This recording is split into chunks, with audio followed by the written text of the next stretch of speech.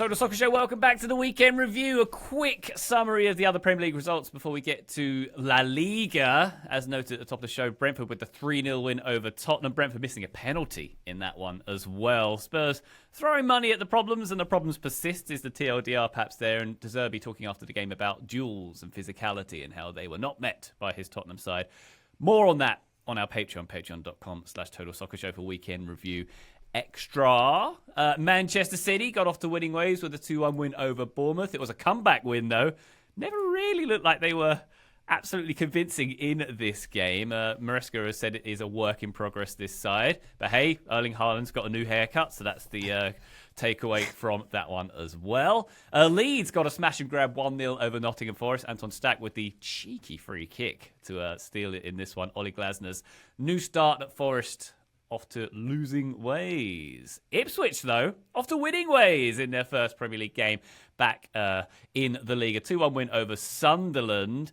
Substitute Jack Clark scoring in the 90th minute. Nice way to win the game in the 90th minute there. Sunderland's free kick goal, by the way, Nilson Angulo, was brilliant. I really enjoyed that. Off the crossbar free kicks. Always looks better. Always looks better. Absolutely. It was beautifully done. Everton with the 2-0 win over Palace as well. Keenan Dewsbury Hall and Tino Barry getting the goals either side of half-time there. Tino Barry is, he's going to be relied on a lot this season. He's getting the job done so far. That snapped a winless 7-game streak carrying over from last year from David Moyes as well. So back to winning ways. How did Villa get on? Not well. A 4-0 defeat at the hands of Brighton. And some interesting stuff going on with Ollie Watkins as well. Emery asked after the game why he wasn't picked. I think you can call him and you can call his agent and he can respond. Okay, very good. Yeah, we'll see.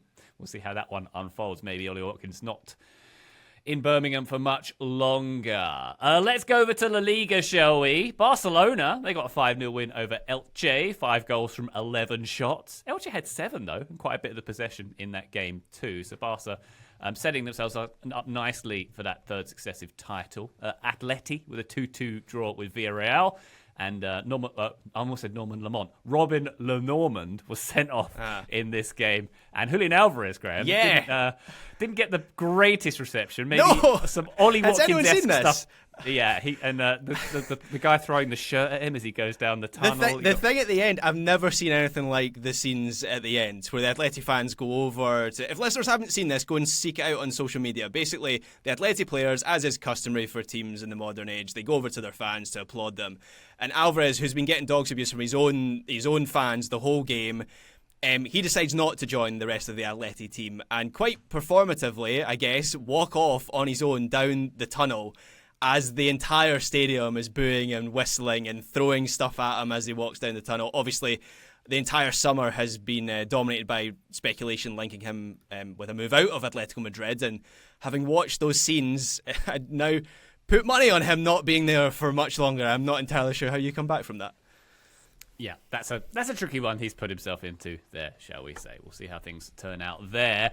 On the other side of Madrid, it's Jose Mourinho's Madrid, of course. They got a 2-1 win on the road at Espanyol. Our Lord and Saviour, Jude Bellingham, getting the opener in this one.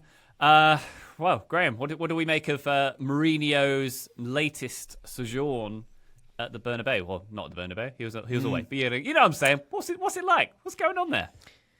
Mourinho V2 Real Madrid kind of looks a lot like Real Madrid from last season, which I guess isn't too surprising because I frankly just don't have faith that Jose Mourinho at this stage of his career is able to impose like a clear tactical directive on a group of players, let alone this group of players, because this is still a very top-heavy team.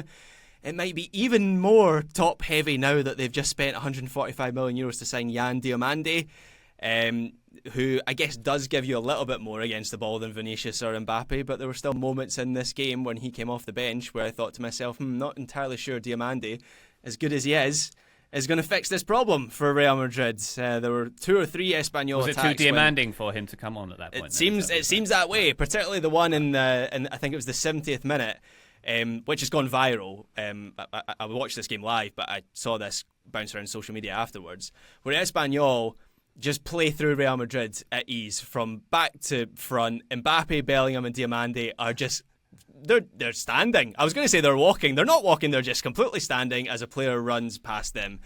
And then in midfield for Real Madrid, they still lack that player to give them control in and out of possession.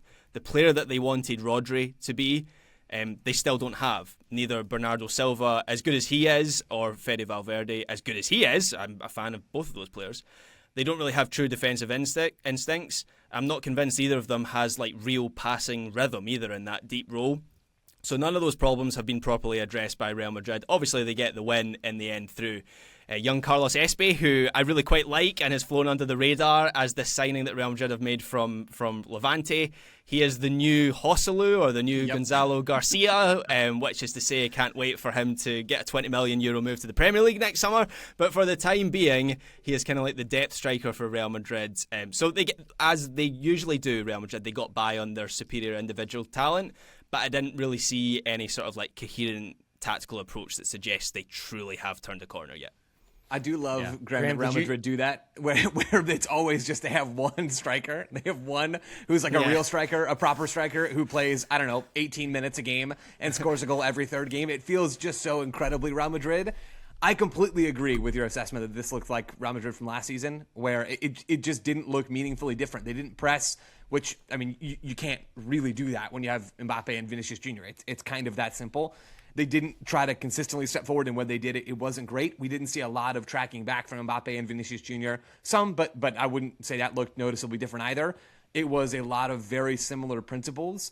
I am really intrigued, though, to see over a larger sample how things change based on the personnel. Because I agree, I don't think Jose Mourinho is here to reinvent any tactical wheels. But how does Bernardo Silva's entrance into midfield change things? Where I think he can give you a little bit more retention deeper while still taking your point about the fact that he's not Rodri, right? He's a very different sort of player.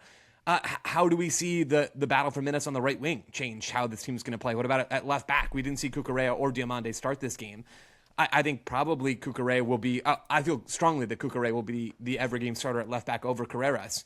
But I thought Arda Güler was fantastic in this game. Like maybe the best Real Madrid player on the field.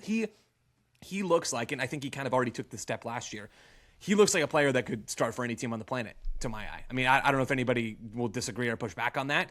He looks absolutely brilliant in open play creation and set piece creation. He's willing to do some defensive running. He's not the largest player, right? So there's some physical limitations there, but he's quick. I think he moves well over short distances.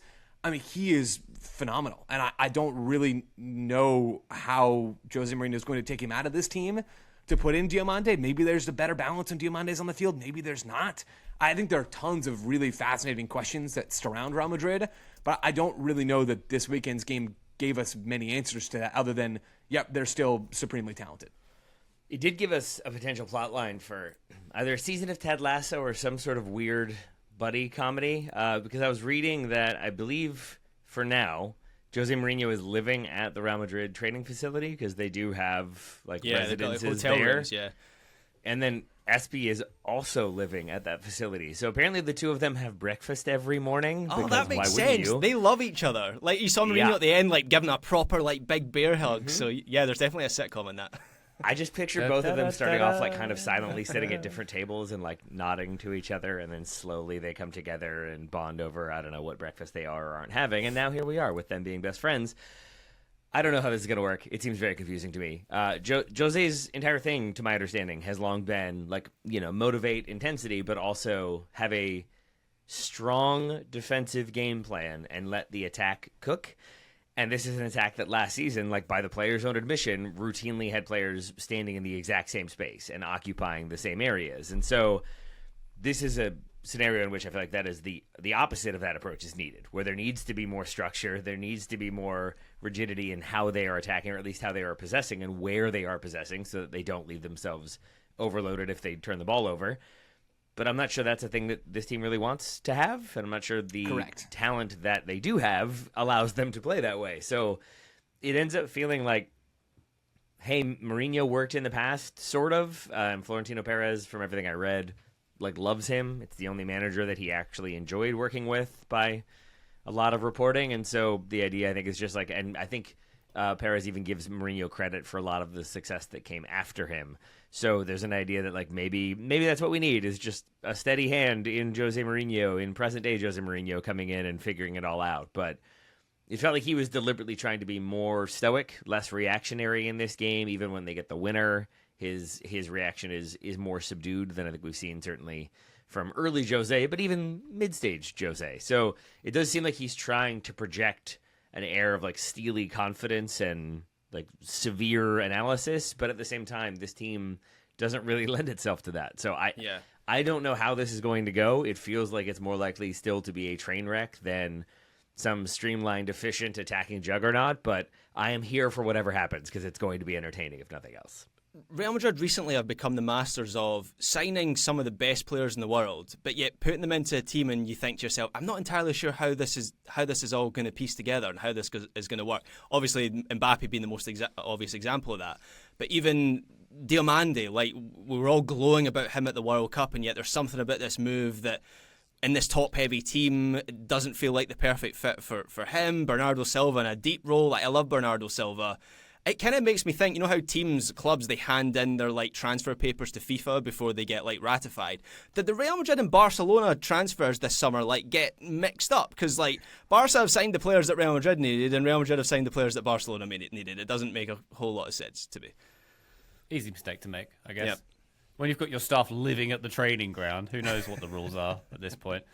Is everything okay at Real Madrid? Because I was reading this when Taylor mentioned it. Carlos Espy and Marc Cucurella also living with Mourinho at the training grounds. There's 3 of them there. Like, are they not paying them enough for accommodation? What's going on? It's got to be teachers' pet, attempts, right? Like who can get in with Jose the best? Like I'll stay at the hotel all season. I'll do it for 2 seasons. I'll do it. I'll stay in Jose's room. Like I don't know what the line is, but I think they're trying to get in good with the boss. Have you seen the rooms at Real Madrid's training grounds?